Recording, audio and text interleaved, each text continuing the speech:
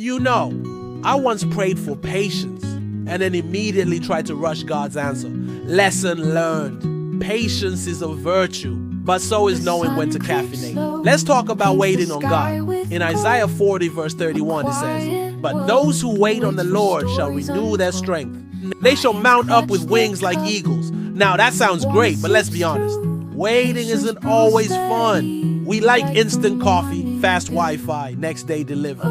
But God operates on eternal timing, and that means sometimes instead of soaring like eagles, we feel more like, confused pigeons trying to navigate traffic. Think about Abraham. God promised him a son, but it took years. So Abraham tried to speed things up with his own plan. And let's just say, the results were complicated. Sound familiar? Ever tried to rush an answer, only to realize God's plan is way better? You're not alone. Plenty of us have tried to help God out by sending that extra follow-up email, making that unnecessary phone call, or buying something just in case. I'm looking at you, garage full of unused exercise equipment. So this week, instead of rushing God, let's practice active patience.